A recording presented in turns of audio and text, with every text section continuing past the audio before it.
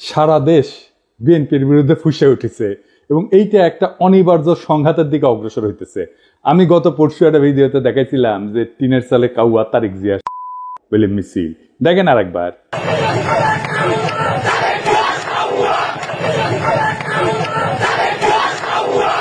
আজকে দেখেন একের পর এক মিছিল।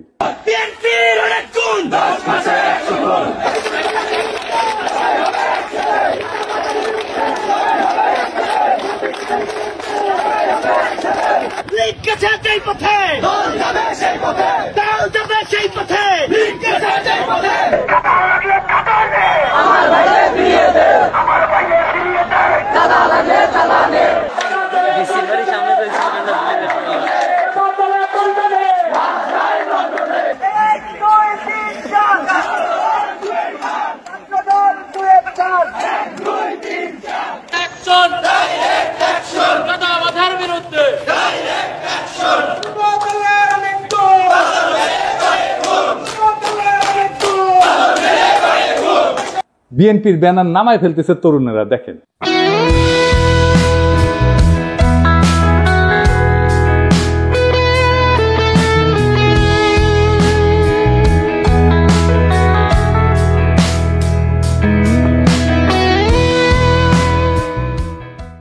এটাই হইতেছে বিএনপির 11 মাসের অর্জন।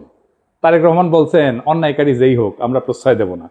বরাবর আমরা বলেছি অন্যায়কারী আইনের দৃষ্টিতে তার বিচার হবে।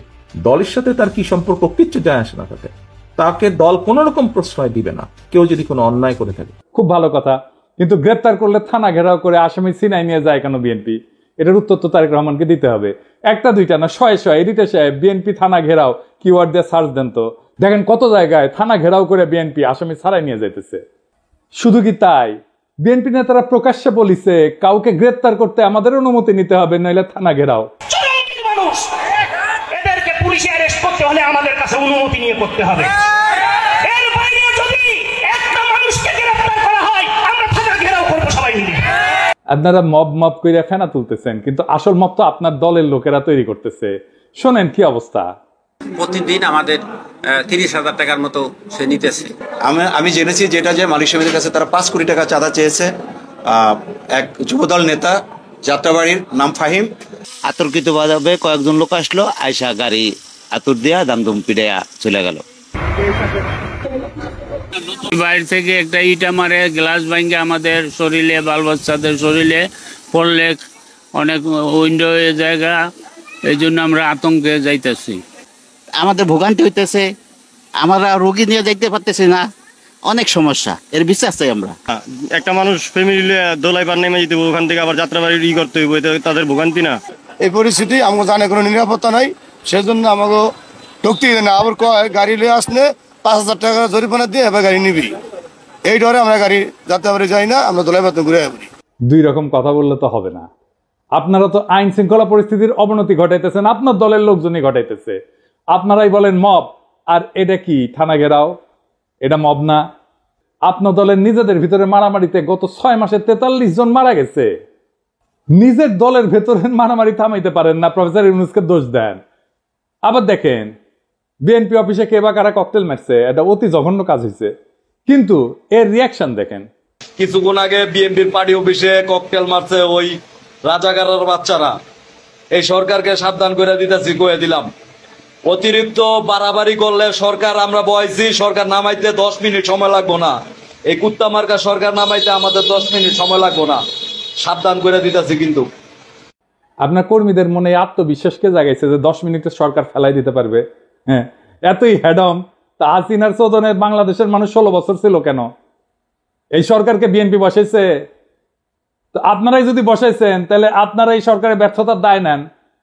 বিএনপির কিছু কর্মীদের কথা আর কি বলবো, এরা মনে করে কাউরে গালাগালি করে আসলেই তার রাজনৈতিক কর্তব্য পালন করা হয়। রাজনীতি শিখাইতে পারেননি নিজের কর্মীদেরকে, কোনটা রাজনীতি কোনটা রাজনীতি না, রাজনীতি কেমনে করতে হয় সেটাও শিখাইতে পারেন নাই।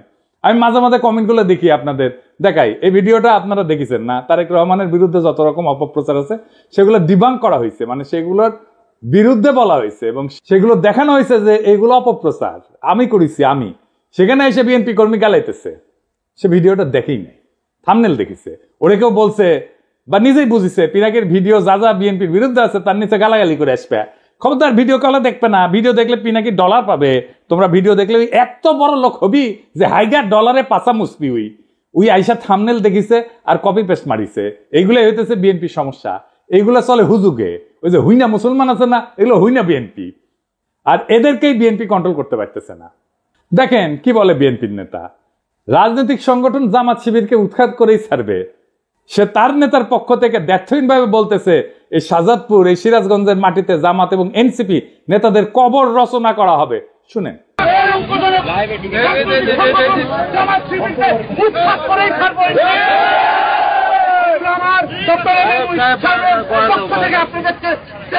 ভাষায় বলছি এই শাহজাদপুর, এই সিরাজগঞ্জ বাংলার মাটিতে জামাত এবং এনসিপি নেতাদেরকে কবর রচনা করা হবে। এর নাম হইতেছে আমির হোসেন সবুজ, সাংগঠনিক সম্পাদক শাহজাদপুর উপজেলা বিএনপি। আবার দেখেন তারেক জিয়াকে নিয়ে সন্তান বন্ধ কথা বলছে, তাই ছাত্রদল নেতা সদল বলতে যায় বৃদ্ধ পিতাকে শাসাইতেছে। সকাল 10টা পর্যন্ত সময় বেঁধে দিচ্ছে, এর মধ্যে ক্ষমা না চাইলে যে জায়গায় পাই আমরা বিচার করবো বলে হুমকি দিচ্ছে। শুনেন, বাড়িতে থাকে না, আপনার মাস্টার মানুষ, আপনারা সম্পূর্ণ শ্রদ্ধা দিয়ে গইতেছি। হ্যাঁ, এই যে আপনার মাস্টার, আপনি মাস্টার, আপনার ছেলে তারেক রহমানের গালিগালাজ করে, তারেক রহমানের এই ছেলে।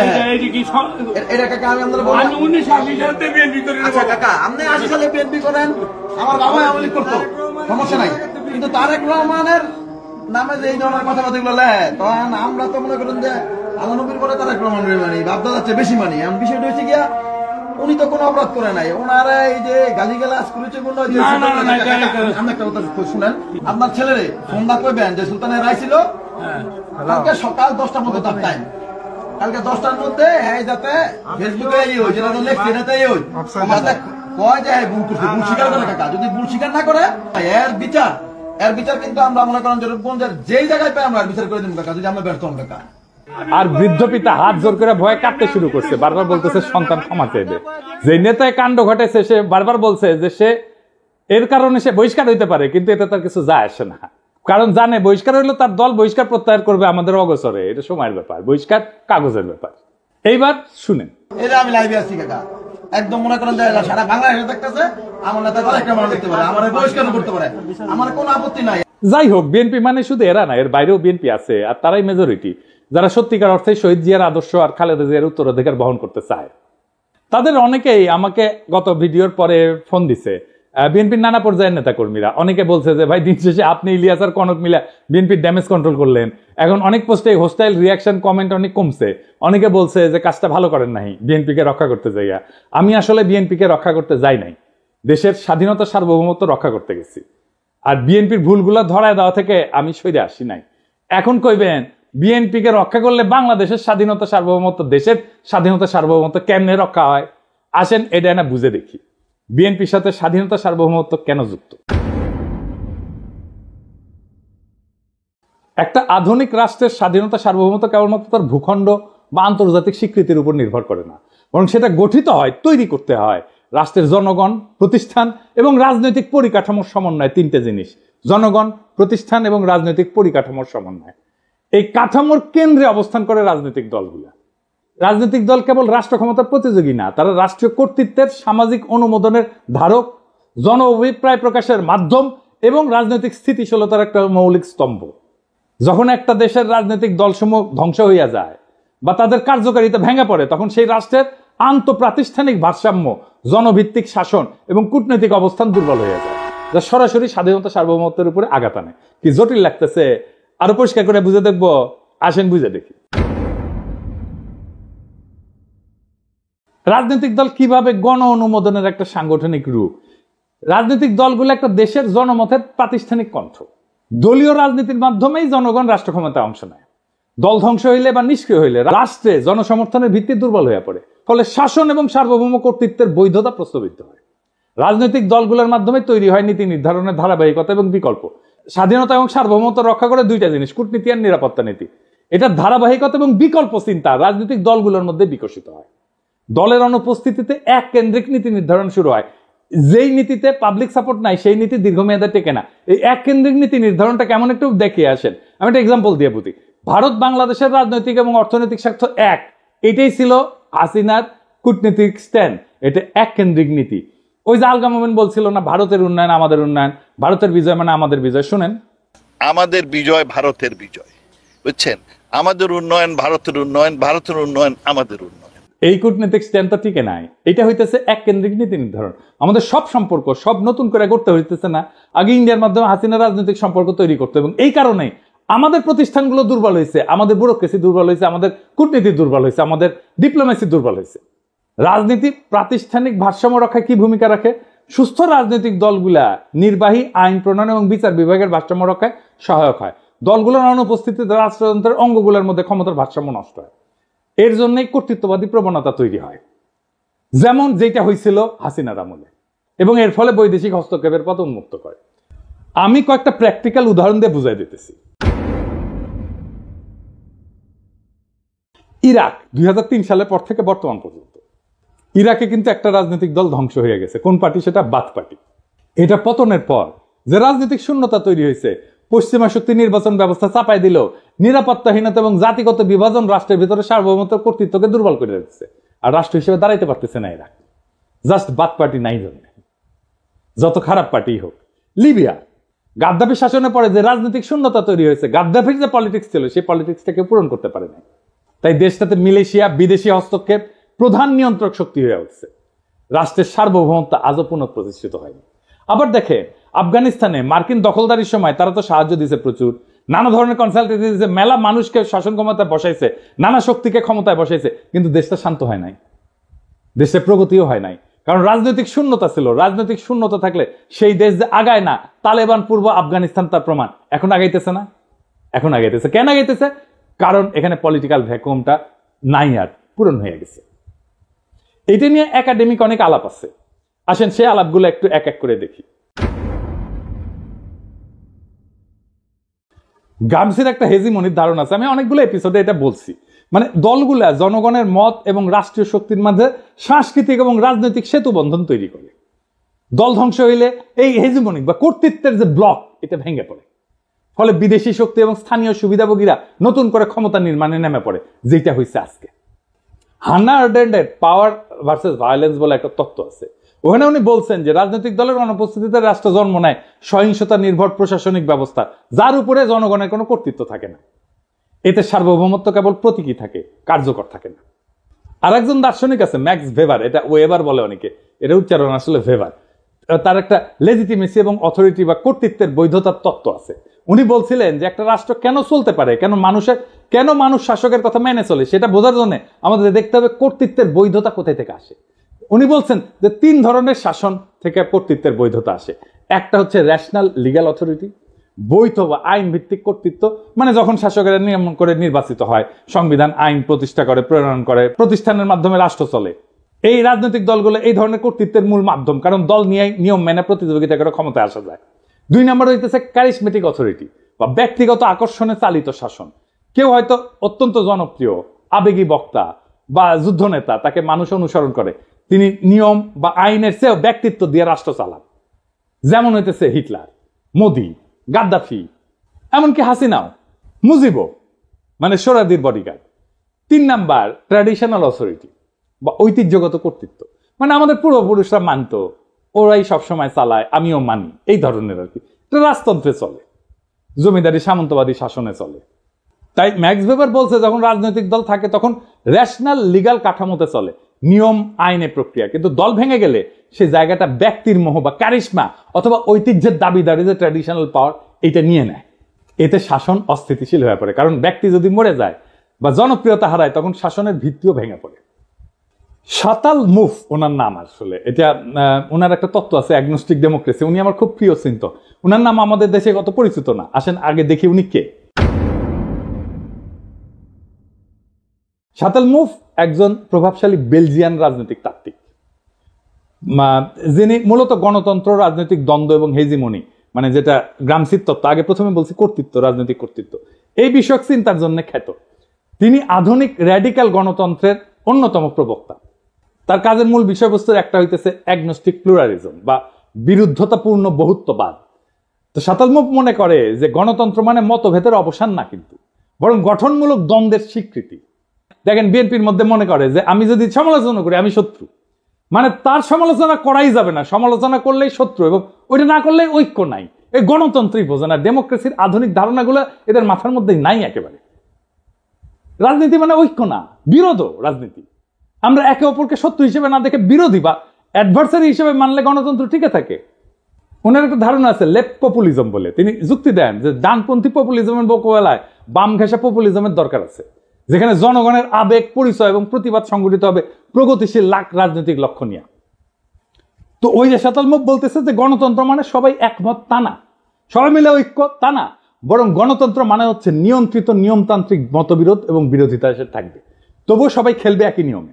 মতবিরোধের ক্ষেত্র তৈরি করে রাজনৈতিক দলগুলো, এক দল বলবে বাজার অর্থনীতি দরকার, আরেক দল বলবে সমাজতন্ত্র দরকার, আরেক দল বলবে ইসলামী অর্থনীতি দরকার, এক দল বলবে আমার খেলাফত দরকার, এক দল বলবে কর বাড়াও, আরেক দল বলবে কর কমাও। এই যে প্রতিযোগিতা এবং মতানৈক্য, এটার নামই হচ্ছে অ্যাগনিজম, মানে স্বীকৃত দ্বন্দ্ব। এতে জনগণের ইচ্ছা প্রকাশ পায়, নীতি পরীক্ষা হয়, ভুল ধরা পড়ে, বিকল্প ভাবনা আসে। কিন্তু দল ভেঙে গেলে কি হয়? আর কেউ প্রশ্ন তোলে না, আর কেউ বিকল্প দেয় না, শুধু এক শাসক বা এক গোষ্ঠীর মতেই দেশ চলে। এটাকে বলা হয় ওয়ান কালার অথরিটারিজম, বা এক রঙের এক চিন্তার একচ্ছত্র শাসন। তখন রাষ্ট্র আর গণতান্ত্রিক থাকে না, হয়ে ওঠে এক পেশে আদেশের কারখানা। তাই রাজনৈতিক দল ধ্বংস হওয়া মানে কেবল একটা সংস্থা বিলুপ্ত হওয়া না, এটা রাষ্ট্রের গণতান্ত্রিক কাঠামোর অন্তঃসার শূন্য হয়ে যাওয়া, জনগণের প্রতিনিধির কণ্ঠ নিঃশেষ হয়ে যাওয়া এবং রাষ্ট্রীয় পরিসরে শূন্যতার সৃষ্টি হওয়া, যা বিদেশি শক্তি স্থানীয় শোষক শ্রেণীর হাতে রাষ্ট্রীয় নিয়ন্ত্রণের রাস্তা উন্মুক্ত করে দেয়। তাই স্বাধীনতা, সার্বভৌমত্ব রক্ষায় রাজনৈতিক দলের বহুত্ব, কার্যকারিতা এবং গণভিত্তি অপরিহার্য। এবার প্রশ্ন উঠতে পারে, বিএনপি কি দায় নাই এই ধরনের ঘটনা ঘটায়? অবশ্যই আছে।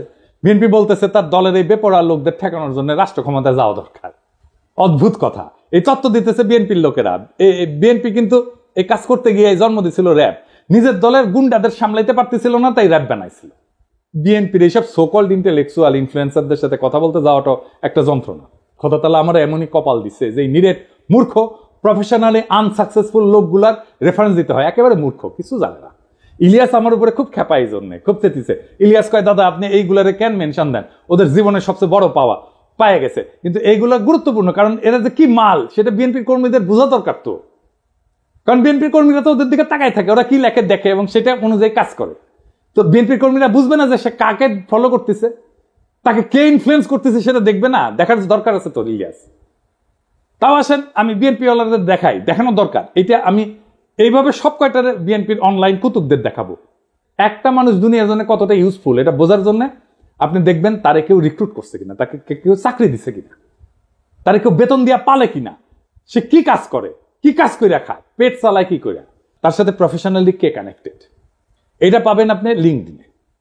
আমি নিজেও একটা ঠাপ খায় এটা শিখেছি। করলে আমার কাছে দাবি করেছিল একজন পিএইচডি আর ইউনিভার্সিটির টিচার, তো ওই লিঙ্কডইনে গেলে কলে আমি বুঝবার পারলাম যে ওই ক্যাঙ্কা পিএইচডি আর ক্যাঙ্কা ইউনিভার্সিটির টিচার। তো বিএনপির এই অনলাইন কুতুব লোকে বলে বিরিয়ানি আলম, কারণ বিরিয়ানির দোকান থেকে টেকা নেয়, সে দাবি করে সে মার্কেটিং করে দিছে তাই টেকা নিছে, ফেয়ার এনাফ। কিন্তু কামটা করে কি, যে কি কোথায় রিক্রুট করে, ওটি আছে, হ্যাঁ, একটা কনস্ট্রাকশন সার্ভিস দেয়, এরকম কোম্পানিতে কাজ করে। কি কনস্ট্রাকশন সার্ভিস দেয় সেটা হইতেছে সে কোম্পানির নির্মাণ সামগ্রী পরীক্ষা করে, যেমন কংক্রিট, অ্যাসফল্ট, মাটি, এগুলো গুণগত মান নিশ্চিত করে। আর কি, এই অগ্রগতি পর্যালোচনা করে, প্রজেক্টের অগ্রগতি পর্যালোচনা করে, নির্মাণের বিভিন্ন পর্যায়ের নিরাপত্তার দিক যেমন কোড ফলো করতেছে কিনা, এগুলো খুঁটিনাটি পরীক্ষা করে দেখে। তো এই কোম্পানির ব্র্যান্ড মার্কেটিং কনসালটেন্ট নিজেই দাবি করেছে যে ওই ব্র্যান্ড মার্কেটিং কি বুঝে, বানান করতে পারবে, ঢাকা ইউনিভার্সিটির সাংবাদিকতায় পরে মার্কেটিং শিখে গেছে, বাবা বড় তালে বড় এসে গেছে। আচ্ছা কাজ করে কি, ওই লিখিছে ও ফটো তুলে ভিডিও বানায়, উরে বাবা কোম্পানির প্রোগ্রামে, সেটা হইতেছে ওর কাজ। কোম্পানির ওয়েবসাইট তৈরি করেছে, লোক পাই নাই ওরা দিয়ে তৈরি করাইছে। কোম্পানির আইটি সাপোর্ট দেয়, অ্যাডমিন সাপোর্ট দেয়, জিমেল সুইট দেয়া মেল ম্যানেজমেন্ট করে। এর মধ্যে ব্র্যান্ড মার্কেটিং কোনটা বলেন তো? আপনারা তো মার্কেটিং এ অনেকেই পড়াশোনা করেছেন, বলেন তো কোনটা? আচ্ছা, সবচেয়ে বড় কাজ যেটা করে সেটাই কিন্তু কই নাই, গুগল ড্রাইভে কোম্পানির গুরুত্বপূর্ণ ফাইল আপ করে। আজকের তরুণ ওরে আপনি বস মানবেন। আমার ভিডিও তো অনেক মার্কেটিং ডিরেক্টর, সিইও, কোম্পানির মালিক দেখেন, আপনি ওরা রিক্রুট করবেন মার্কেটিং এ, জুনিয়র পজিশনে রিক্রুট করবেন না তো। আমার জীবনে একটাই বিষয় ছিল, হ্যাজাকের ল্যান্টার্ন কেমনে জ্বলে, কারণ পুরা যায় তো, তারপরে কেমনে জ্বলে। এই বিরানি আলমরা দেখার পরে আমার বিষয়, বিরানি আলমরা কে বেতন দেয় এই কাম করার জন্য? এই লোক বিএনপির অনলাইন কুতুব, অনলাইন ইনফ্লুয়েন্সার। এরে বিএনপি কর্মীরা দেখে, তারপর যা বলে উগড়ায় দেয় নানা জায়গায়। তো এই বিএনপি গাড্ডায় পড়বে না, তো পাশে বাড়ি মোকলেস পড়বে। বিএনপি মনে করেছে যে সবকিছু আগের মতো থাকবে, শুধু যায় রাষ্ট্র ক্ষমতায় বসবে, তারা দপাস করিয়া ক্ষমতায় বসে রাষ্ট্রযন্ত্র দিয়ে গুন্ডামি থামাবে, আর সবকিছু ঠিক থাকবে, পুরা ফ্যাসিস্ট কাঠামো ঠিক থাকবে, শুধু ক্ষমতায় থাকা লোকগুলা বদলাবে। তাইলে তো তাকে আওয়ামী লীগ হয়ে দেশ চালাইতে হবে। পুরা রাষ্ট্র কেমনে চলবে এটা তো হাসিনার ইন্ডিয়া বসে ঠিক করেছে, সেভাবে বানাইছে সবকিছু। সেটা ঠিক রেখা বিএনপি তার মতো দেশ চালাইতে পারবে না? পারবে না। বিএনপিকে এই রাষ্ট্রকে র্যাডিক্যালি বদলানোর চিন্তা করতে হবে। এই বিএনপির 31 দফা অতি দুর্বল রাজনৈতিক কর্মসূচি। আমি শুধু কয়েকটা দেখাইছি, পুরাটা ইচ্ছা করে মায়া করে দেখাই নাই। উচ্চ কক্ষ নিয়ে দেখাইছি না? এত দুর্বল, আপনাদের চিন্তাই ঠিক নাই। আপনাদের রাষ্ট্র নিয়ে সিরিয়াস কোনো চিন্তা নাই। আপনার ক্রিটিসিজম ইন্টেলেকচুয়ালি ডিফেন্ড করতে পারেন না, গালাগালিতে নামায় দেন কর্মীদেরকে। আমি বলতেছি পারবেন না। এইভাবে পারলে হাসিনাই ক্ষমতায় থাকতো। হাসিনার একটা বিশাল ইন্টেলেকচুয়াল বাহিনী ছিল, ইন্ডিয়ান ইন্টেলিজেন্সিয়ার ফুল সাপোর্ট ছিল। আপনার কিছু নাই, বাস্তবিকই কিছু নাই। দেখাই দিলাম হাতে নাতে। আপনাদের রাষ্ট্রচিন্তকদের আমার সাথে ডিবেটে বসায় দিয়েন, 5 মিনিটে রণে ভঙ্গে দিবে, টিকতেই পারবে না কোনো আলোচনায়। এটা অহংকার না, এটা রিয়েলিটি। মেনে নেন এই রিয়েলিটি। শেখ মুজিব কইছিল না শরদ্দীর বডিগার্ড, রিয়েলিটি মেনে নাও ভুট্টোরে। আপনাদের রিয়েলিটি মেনে নিতে হবে। তাহলে বিএনপির কি করা দরকার? আমি বিএনপি করলে আমার বিপুল কর্মী বাহিনীর কর্মসংস্থানের জন্য কাজ করতাম। আমি প্রফেসর ইউনূসের সাথে বসে বলতাম, স্যার আমার 1 কোটি কর্মী আছে, এদের কাজ দিতে হবে, বুদ্ধি দেন, সাহায্য করেন। এদের লিস্ট করতাম, অর্গানাইজ করতাম, ট্রেন করতাম, ফান্ড জোগাড় করে দিতাম। তারপর এসএমই স্মল মিডিয়াম এন্টারপ্রাইজে কাজে লাগাই দিতাম। এরা চান্দাবাজি করে, কারণ কাজ নাই।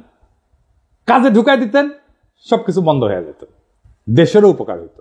আমি মনে করি এমনকি তারেক রহমানের একটা ফুল টাইম জব থাকা উচিত, উপার্জনের উপায় থাকা উচিত। ব্যবসা না, চাকরি। চাকরির অভিজ্ঞতা ছাড়া আপনি পৃথিবীতে আপনার ইউজফুলনেস প্রতিষ্ঠা করতে পারবেন না। উনি যখন রাষ্ট্র ক্ষমতায় যাবেন তখন সেটা বাদ দিবেন। মানুষ যদি দেখে উনি কিছু করেন না, তাহলে রাজনীতি করেন, তাহলে মনে হবে যে আমিও রাজনীতি করব, কিছুই করব না। এবং মানুষ কি মনে করে আসলে আপনাদেরকে, পলিটিশিয়ানদেরকে মনে করে আপনারা সামনে দিয়ে চলেন। এটা আমার কথা না, একদম জনগণের কথা। আমি দেখাই দিতেছি, শুনেন, দেখেন কি বলে। একটাও কাম করে খায়, চাঁদা উড়ে খায়। ছোট নেতা চাঁদা উড়ায়, বড় নেতা মালিক হয়ে যায়। সব নেতা চলে 4,000 টাকা দিয়া। কোন নেতা কাম করে কইতে হবে যে আমি কাম করি না ভাই? সব নেতারা খায় 4,000 টাকা। 4,000 টাকা খাইয়া সব নেতার সংসার চলে। আর বাচ্চা কাছে পড়ালেখা করে 4,000 টাকা দিয়া। ওরা সংসারে যে মার্কেট করে, টাকা পয়সা দিয়ে মার্কেট করে, যে পানিটা কিনে খায় 4,000 টাকা দিয়া। 4,000 টাকা ছাড়া সংসার চলে না। ওরা চিকিৎসা করতে যায় বাইরে বিদেশে চিকিৎসা করতে যায় 4,000 টাকা দিয়া। আপনি খোঁজ নিয়ে দেখেন, যত বড় নেতা হোক এই 4,000 টাকা খাইয়া নেতামি করে। প্রত্যেকটা নেতা 4,000 টাকা খায়, প্রত্যেকটা কর্মী 4,000 টাকা খায়। কোন দলে চাঁদাবাজ থাকবো না বাংলাদেশে। 4,000 টাকা খাইয়া এরা রাজনীতি করে। এখন চাঁদা বন্ধ হইলে রাজনীতি কেউ করবে না। চাঁদা বন্ধ হয়ে গেলে রাজনীতি কেউ করবে না। যে ধান্দা নাই না, রাজনীতি করবো কেন? কাম করে খাই। চাঁদাবাজি আছে জড়িত, আপনি খোঁজ নিয়ে দেখেন ভালো মতন। দেখেছেন, রেসপেক্ট করে না তো পলিটিশিয়ানদেরকে। কেন করে না? কারণ আপনাদের মনে করে আপনারা চান্দা দিয়ে চলে। বিএনপি এখন একটা সন্ধিক্ষণে দাঁড়ায় আছে। সামনে 2টা পথ, একটা আত্মধ্বংসের আর একটা নবজন্মের। আপনি যদি রাজনৈতিক দল হিসেবে জনগণের কাছে ফিরে আসতে চান, তাহলে এই মুহূর্তে আত্মসমালোচনা, কাঠামোগত সংস্কার এবং র্যাডিক্যাল চিন্তার সাহস দেখাইতে হবে। বিএনপি যদি ভাবে তার পুরনো কাছে ফিরে গিয়ে ক্ষমতা ফিরে আসবে, তার দিবা স্বপ্নের বেশি কিছু না। এদেশের জনগণ নতুন কিছু চায়, নতুন রাজনৈতিক কল্পনা, নতুন নৈতিক নেতৃত্ব, নতুন র্যাডিক্যাল চিন্তা। যারাই নতুন চিন্তাকে ধারণ করবে তারাই ভবিষ্যতের নেতৃত্ব দেবে। একজন প্রকৃত রাজনৈতিক নেতা শুধু বক্তৃতা দেন না, কর্মীদের কাজ দেন। শুধু ভীষণ দেন না, সেই ভীষণ বাস্তবায়নের গাইডলাইনও দেন। যদি আপনার দলের কর্মীরা আজকে হুজুগে চান্দাবাজে পরিণত হয়ে থাকে, তাহলে তার দায় নেতৃত্বকেই নিতে হবে। তারেক রহমানের উচিত এখনই জব হোল্ডারদের মতো আচরণ শুরু করা। তাকে একজন ওয়ার্কিং স্টেটসম্যান হতে হবে, শুধু প্রবাসী ভবিষ্যৎ প্রধানমন্ত্রী না। বিএনপির সামনে এখন 3টা বড় কাজ: নিজের কর্মী বাহিনীকে প্রশিক্ষণ দিয়ে উৎপাদনমুখী কাজে লাগানো, র্যাডিক্যাল স্টেট রিফর্ম পরিকল্পনা নিয়ে জনগণের সামনে হাজির হওয়া, আর 3 নাম্বার দলে থাকা ডিজিএফ এর চাঁদা খাওয়া, রয়ের টাকা খাওয়া, নব্য দালাল, বেকার, অনলাইন কুতুবদের চিন্তাহীন দৌরাত্ম্য থামানো। এই রাজনৈতিক বিশৃঙ্খলা, ছিন্নমূল নেতৃত্ব আর চিন্তাহীন কর্মী নিয়ে রাজনীতির পরিণতি একটাই: নতুন করে একনায়কতন্ত্র আর গভীর বৈদেশিক হস্তক্ষেপ। বর্ষা বিপ্লবের চেতনাকে গণতান্ত্রিক কাঠামো থেকে তাড়াই দেয় এক ব্যক্তির ভাবমূর্তি কেন্দ্রিক প্রজেক্টে পরিণত করা। আপনারা যদি সত্যি শহীদ জিয়ার উত্তরাধিকার হন, তাহলে শহীদ জিয়ার মতো করে রাষ্ট্র গঠনের স্বপ্ন দেখে মাটি কামড়ায় জনতার ভরসা অর্জনের রাজনীতি করে। না হলে ইতিহাসের ডাস্টবিনে আপনাদের জায়গা হবে। এই সময়টা তারা যারা সাহস করে সত্য বলছে, তারা বিএনপির শত্রু না, এই হুঁশিয়ারি শোনা না হলে সামনের দিনগুলোতে আপনাদের পতনই কেবল অনিবার্য না, তা হয়ে উঠবে ইতিহাসের এক করুণ ট্র্যাজেডি। সময় আছে, বদলান, নয়তো ইতিহাস বদলায় দেবে আপনাদেরকে। ইনকিলাব জিন্দাবাদ, গণতন্ত্র জিন্দাবাদ, রাষ্ট্র রূপান্তরের রাজনীতি জিন্দাবাদ।